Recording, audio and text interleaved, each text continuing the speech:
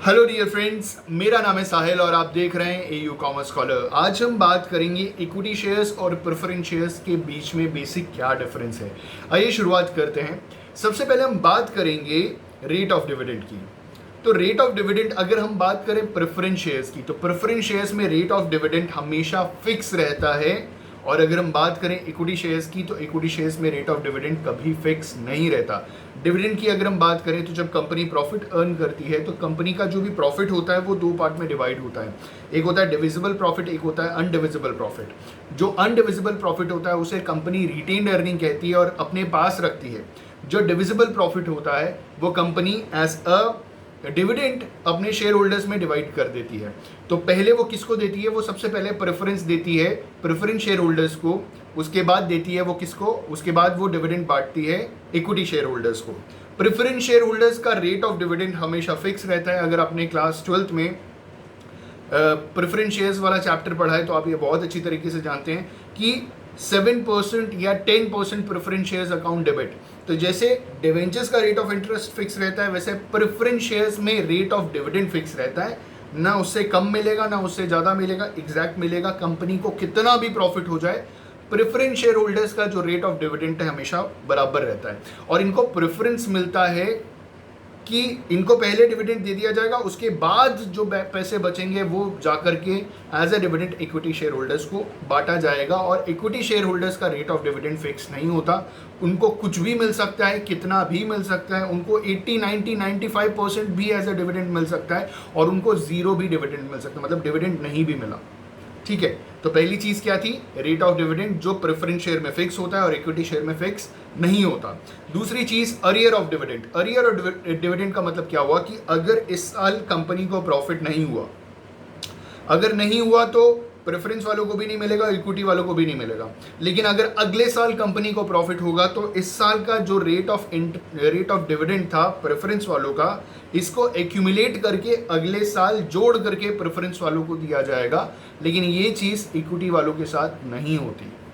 I just hope कि ये clear हो गया होगा कि अगर किसी साल प्रेफरेंस शेयर होल्डर्स को डिविडेंड नहीं मिलता या 2 साल नहीं मिला, तो तीसरे साल क्या होगा कि 2 साल का और 3 साल का जोड़ करके प्रेफरेंस शेयर होल्डर्स को पहले दिया जाएगा। फिर अगर पैसा बचता है तो इक्विटी शेयर होल्डर्स को डिविडेंड दिया जाएगा। ठीक है। तीसरा है preferential right as the payment of dividend. तो preferential right as a payment of dividend में किसको प्रेफरेंशियल राइट मिल रहा है? प्रेफरेंस शेयर होल्डर्स को।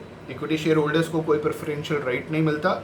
ये किसको मिलता है? प्रेफरेंस शेयर होल्डर्स को, कि जब भी डिविडेंड बटेगा तो सबसे पहले किसको मिलेगा? प्रेफरेंस शेयर होल्डर्स को। उसके बाद अगर बचता है पैसा तो वो इक्विटी शेयर होल्डर्स को मिलेगा। ठीक है। उसके बाद है preferential right as to the payment of capital. अगर कंपनी वाइंड अप होती है, सपोज कीजिए किसी रीजन से कंपनी वाइंड अप हो रही है, तो जो कैपिटल का जो पेमेंट होगा वो सबसे पहले प्रेफरेंस शेयर होल्डर्स को दिया जाएगा। हर चीज़ में प्रेफरेंस इन्हीं को है, इसीलिए इनका नाम प्रेफरेंस शेयर्स या प्रेफरेंस शेयर होल्डर्स जो भी है वो इनको, क्योंकि हर चीज़ में इनको सबसे पहले क्या मिल रहा है? इनको अधिकार मिल रहा है सबसे पहले। तो कंपनी अगर वाइंड अप होती है तो क्या होता है कि जो भी इनका कैपिटल होगा सबसे पहले इनको पेमेंट किया जाएगा। और जब इनका पूरा पेमेंट हो जाएगा उसके बाद अगर पैसा बचता है तो वो किसको पेमेंट किया जाएगा? उसके बाद जाके इक्विटी शेयर होल्डर्स को पेमेंट किया जाएगा। यहाँ से पैसा बचेगा तब। तो प्रेफरेंस किसको मिला? जब कंपनी वाइंड अप हो रही है और कैपिटल जब रीपे किया जा रहा है वापस, तो प्रेफरेंस शेयर होल्डर्स को पहले मिलेगा। उसके बाद अगर पैसे बचते हैं तो इक्विटी शेयर्स के पास जाएंगे। वोटिंग राइट्स की अगर हम बात करें तो प्रेफरेंस शेयर होल्डर्स के पास कोई वोटिंग राइट नहीं होता, लेकिन इक्विटी शेयर होल्डर्स के पास वोटिंग राइट होता है। Equity share holders enjoys the voting right and control on the affairs of the company. तो क्योंकि वोटिंग राइट है तो कंपनी के जो भी अफेयर्स हैं उसमें पूरा का पूरा कंट्रोल किसको मिल जाता है? इक्विटी शेयर होल्डर्स को। लेकिन प्रेफरेंशियल शेयर होल्डर्स को वोटिंग राइट नॉर्मली नहीं मिलता। उनको किसी स्पेशल सर्कमस्टांसेस भी मिलता है लेकिन नॉर्मली नहीं मिलता। और जो इक्विटी शेयर होल्डर्स होते हैं वो वोटिंग राइट के साथ साथ एनुअल जनरल मीटिंग में पार्टिसिपेट भी करते हैं, जो प्रेफरेंस शेयर होल्डर्स बेसिकली नहीं करते। ठीक है, कोई स्पेशल कंडीशन में वो करेंगे लेकिन नॉर्मली वो नहीं करते। अगर हम बात करें कन्वर्टेबिलिटी की, तो जो प्रेफरेंस शेयर्स होता है वो इक्विटी में कन्वर्ट हो जाता है, लेकिन इक्विटी शेयर कभी प्रेफरेंस में कन्वर्ट नहीं होता।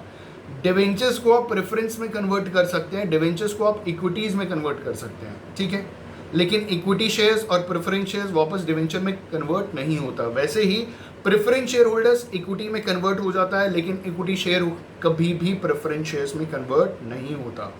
अगर हम बात करें right to participate in the management, तो प्रेफरेंस शेयर वालों के पास कोई राइट नहीं होती, they do not have any right to participate in the management, ठीक है, मैनेजमेंट ऑफ द कंपनी।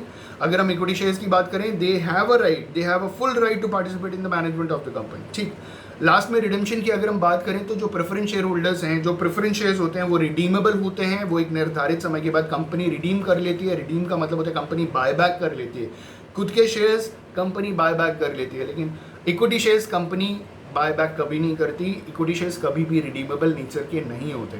अब सवाल ये उठता है कि कंपनी अपने शेयर्स मार्केट से ओपन मार्केट ऑपरेशन द्वारा क्यों बायबैक करती है, मतलब क्या ज़रूरत है कंपनी अपने शेयर्स बायबैक करे।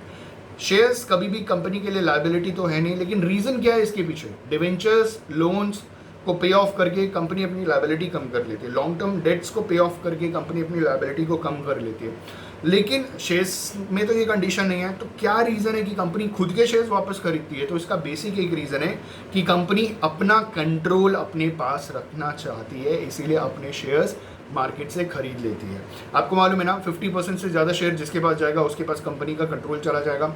तो कंपनी पूरी कोशिश ये करती है कि 50% से ज़्यादा किसी और के पास ना जाए, कंट्रोल हमारे पास रहे, इसीलिए वो अपने शेयर्स रिडीम करती है, इसीलिए वो अपने शेयर्स ओपन मार्केट ऑपरेशन द्वारा खरीद लेती है, ठीक है। I just hope and believe कि ये जो शॉर्ट वीडियो था प्रेफरेंस शेयर्स और इक्विटी शेयर्स के बीच में, ये आपको क्लियर हो गया होगा, कॉन्सेप्ट क्लियर हो गया होगा। ऐसे वीडियो देखते रहने के लिए प्लीज़ लाइक शेयर कमेंट करना ना भूलें। चैनल पे नए हैं तो सब्सक्राइब कर लीजिए जल्दी से और बेल आइकन दबा दीजिए, क्योंकि हर रोज़ कुछ ना कुछ अपलोड हो रहा है। Thank you so much, have a good day, all the best for your examinations.